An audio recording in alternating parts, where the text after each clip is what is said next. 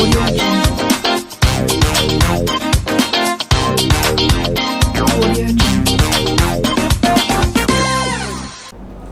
selamat pagi Kak. Jadi sebelumnya kenalin ya, nama aku Zahra. Aku dari kelas 11-12. Jadi di sini kita ngobrolnya santai aja. Mungkin kakaknya boleh perkenalan nama dulu sama dari univ mana.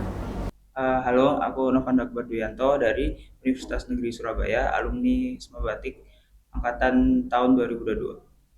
Oke, dengan Kak Novanda, siapa tadi? Bisa Novanda. dipanggil Novan aja, Pak Oh, Novan. Kak Novan. Jadi pertama itu saya mau tahu dulu latar belakang Kak Novan itu seperti apa. Kok bisa kuliah di UNESA itu latar belakangnya seperti apa?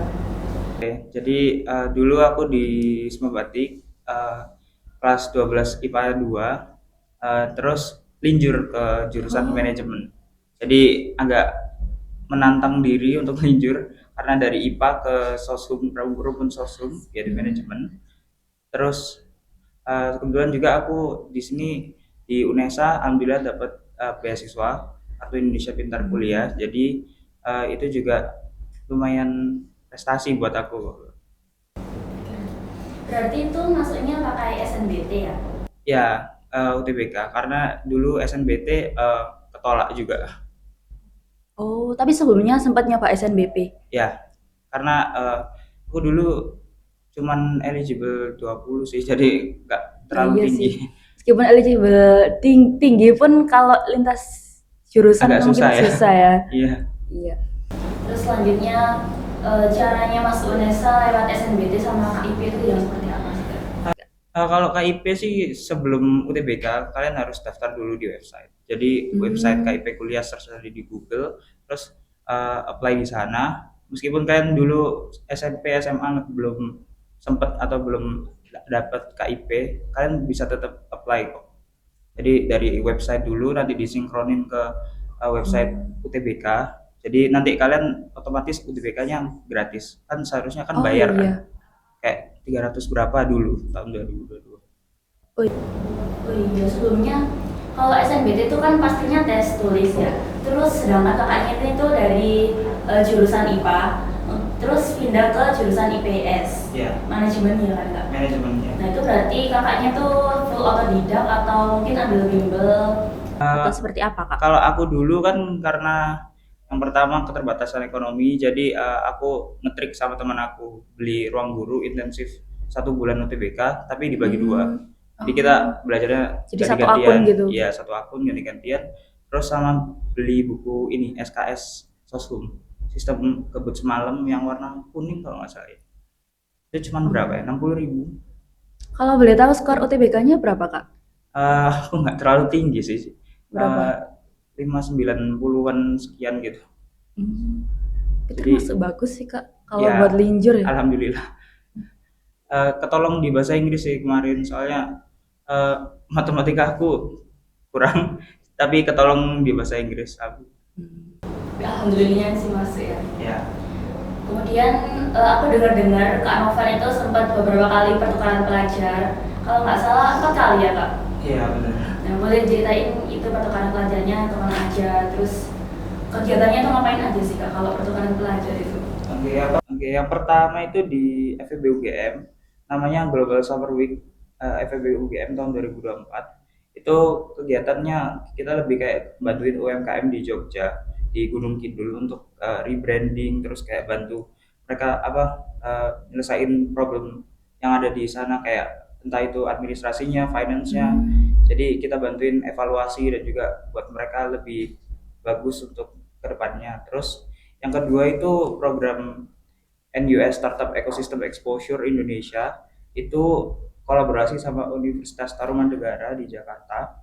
Itu juga namanya kan Startup Ecosystem. Jadi kita belajar dari perusahaan-perusahaan rintisan di Indonesia kayak Bobo Box, Bubu Kabin, terus sama Block 71 Indonesia. Nah itu kita di sana disuruh buat startup sendiri. Terus yang ketiga itu Region Asia Summit. Itu programnya cuma 2 hari sih, tapi di Singapura itu kita bahas tentang sustainability dan regeneration. Jadi kita bahas kayak gimana sih kita bisa bantu alam ini untuk regenerate itself. Jadi kayak untuk apa ya, kayak untuk healing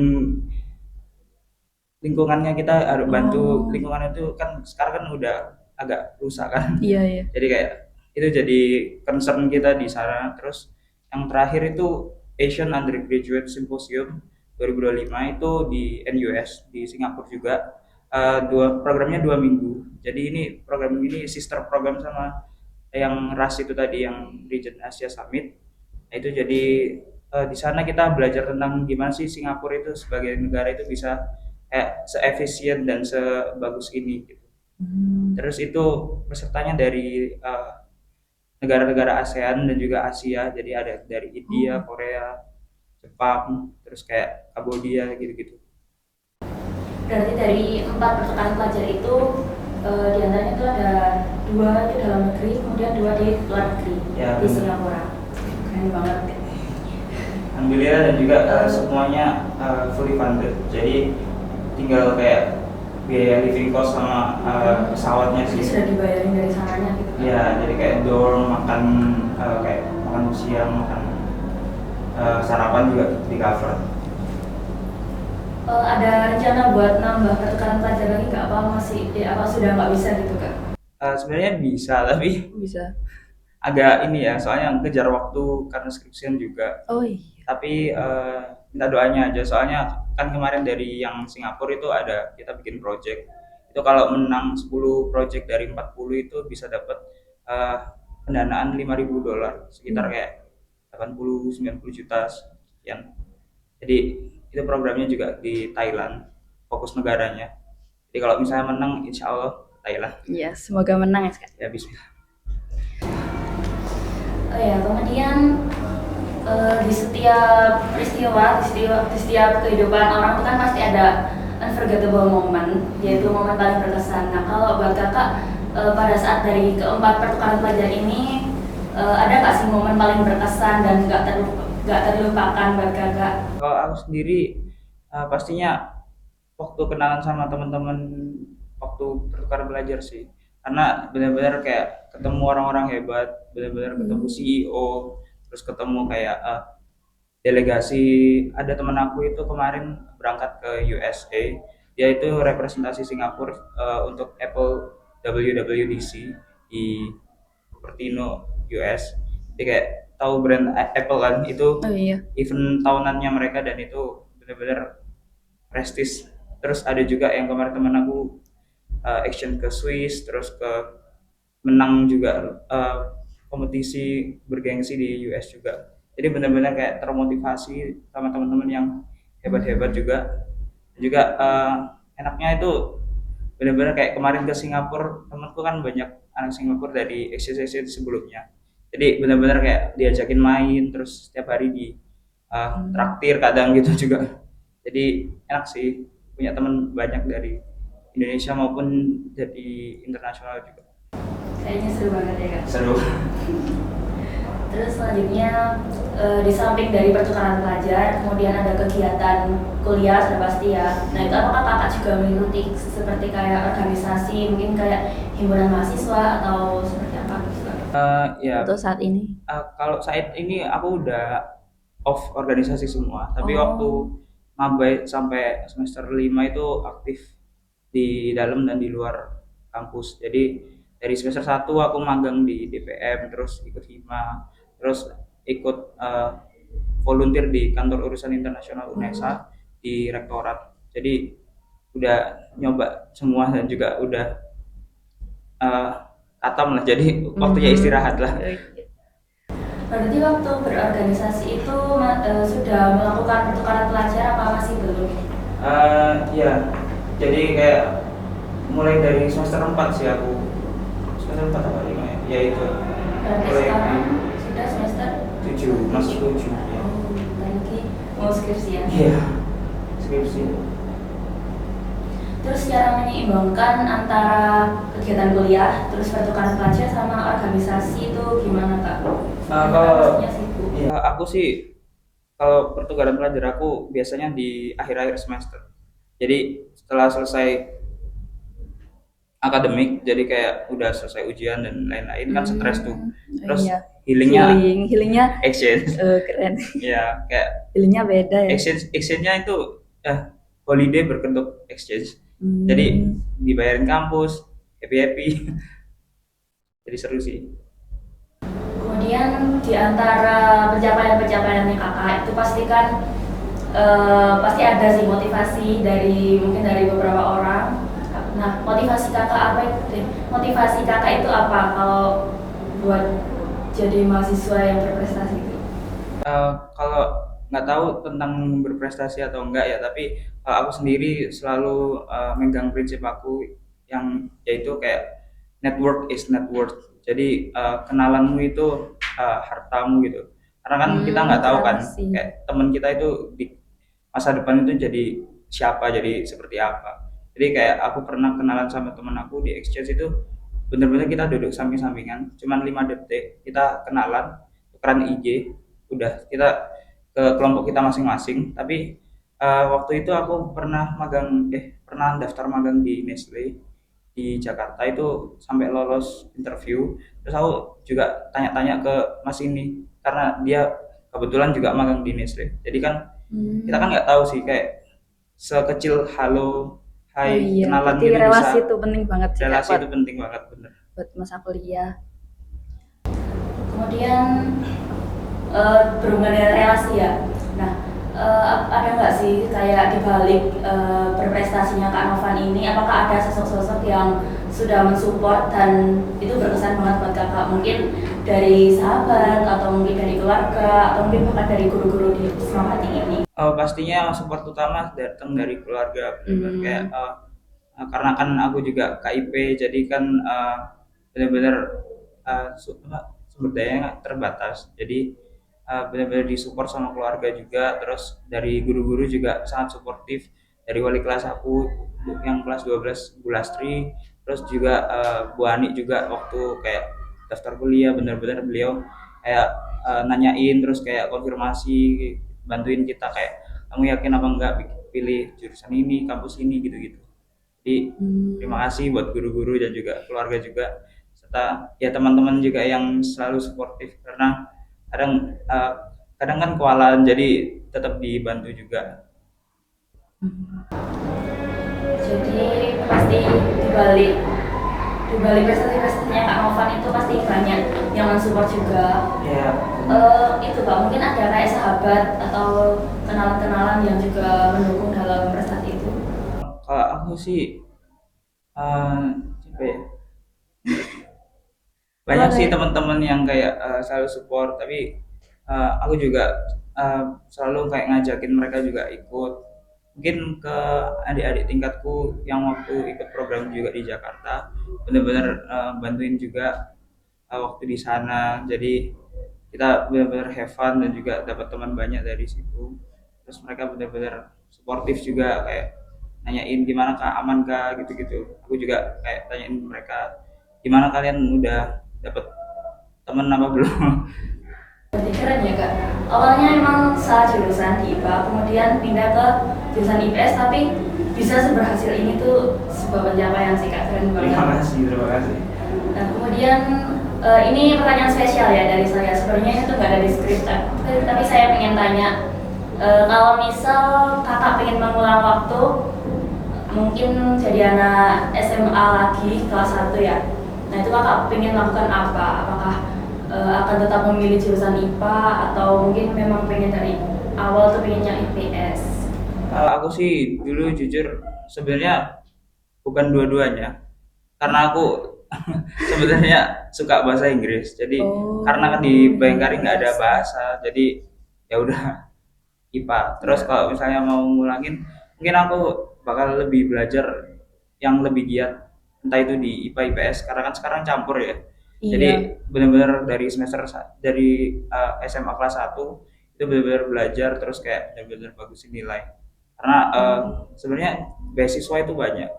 Jadi kalau misalnya kita udah bagus di SMA, kalian bisa daftar kayak beasiswa S1 di Singapura dan di kayak beasiswa unggulan, terus bisa masuk ke kampus-kampus top 10 Indonesia juga sangat bagus. Karena menurut aku sendiri gapnya masih tinggi dari UNESA sama UGM. waktu kemarin Iya aku sih, ke pasti sana. jauh banget sih Kak. Dari fasilitas, dari kayak penyampaian materi, terus eh, culture-nya juga sangat-sangat kayak beda gitu. Agak culture shock tapi kayak ya top 10 dan Iya. top sekian agak beda, tapi alhamdulillah masih bisa di UNESA bisa dapat kesempatan-kesempatan berharga ini. Oh iya, aku dari tadi agak salfok sama itu pin di almet kakaknya itu boleh diceritain nggak kak? Ini NUS sama apa itu ini bawahnya? NUS sama NTU karena yang di FEB UGM itu mereka kolaborasi sama Nanyang Technological University NTU. Hmm. Di situ juga aku dapat teman-teman dari Singapura dan juga kemarin ini NUS di sana. Alhamdulillah. Berarti itu dapat dari pertukaran pelajar itu ya? Ya, ini kemarin aku nggak beli yang UGM sih karena tutup. Oh, Nanti deh sayang beli di sekali. Shopee. Ya. Oke, sekarang pertanyaan terakhir. Jadi apa sih harapan Kak Novan dan mungkin ada pesan yang bisa disampaikan ke adik-adik Isma Batik untuk saat ini? Kalau harapan Ke ke depannya. depanku, aku harap anak-anak semua batik itu lebih berani dalam mencoba. Karena kan kayak berkaca dulu aku waktu SMA kayak eh, kuliah nggak ya, terus kayak lihat ekonomi keluarga juga. Karena dulu SNBP sama SNBT udah itu aja jalurku untuk masuk kuliah. Karena pertama dari mandiri juga udah nggak mungkin. Mandiri sendiri formulirnya berapa? 300 itu belum SPI, belum apa-apa dan lain-lain kan. Jadi kayak Jadi bener-bener sampai puluhan juta itu Kak ya? iya bisa sampai puluhan juta. Alhamdulillah masih dapat IP gitu kan. Jadi coba aja dulu, terus kayak jangan coba setengah-setengah, kayak coba kamu pengen kayak UI, Oh, coba aja. Nanti kalau misalnya ketolak itu gak apa-apa. Seenggaknya kamu udah nyoba. Karena kan kita nggak tahu rezeki kita di mana. Jadi jadi aku agak nyesel juga dulu kan kayak ya udahlah UNESA aja. Maksudnya nggak nyoba yang tinggi-tinggi banget karena SNBP pilih UNESA ketolak terus SNBT keterima ya udah gitu. hmm, Tapi kalau semisal dengan nilai SNBT yang berapa tadi 500 sekian, 90 sekian ya. 590 sekian, itu masih kemungkinan nggak sih Kak buat dibuat daftar ke univ yang di atasnya UNESA lah, mungkin ke UB atau Mungkin UNER sih mungkin? seharusnya bisa sih. Tapi karena gini waktu aku ke UGM terus kayak ketemu atau ke Singapura ketemu anak-anak dari top 10 gitu. Aku sendiri juga merasa kayak oh ternyata nggak terlalu jauh beda gitu. Jadi kayak hmm, kan mungkin untuk anak-anak kayak oh SMA non top 1000 jadi kayak hmm. oh kesempatannya kurang terus kayak pasti nggak bisa pasti gini jangan gitu benar-benar kayak coba dulu karena Isi aku tergantung iya orangnya juga sih Kak. tergantung orangnya juga tapi aku merasa kayak gak jauh beda sebenarnya kayak mahasiswa dari Unhas UGM UI benar-benar kalau kalian percaya diri pasti bisa lah nyimbangin kuncinya percaya diri aja sih. Hmm. Jadi kesimpulannya adalah percaya diri dan tekuni apa yang emang kita pengen gitu sih Kak. Jangan Ya, setengah-setengah. ya, karena ada law of attraction. Jadi kalian kalau misalnya benar-benar ingin sesuatu, kayak aku yang program terakhir ini benar-benar manifesting dari Januari. Oh. Dari Januari benar-benar manifesting terus research. Karena kan ini juga seleksinya lumayan ketat ya. Hmm. Jadi benar-benar kayak daftar terus kayak ya udah Bismillah aja coba. Dan alhamdulillah dapet. Manifestingnya dari bulan Januari. Kemudian Januari. pelaksanaannya itu bulan apa? Kemarin Juli sih. Oh, berarti barusan banget nih Kak. Ya email penerimaannya Juni Itu yang di yang Singapura oh yang yang terakhir Singapura. banget yang US jadi ya manifesting guys.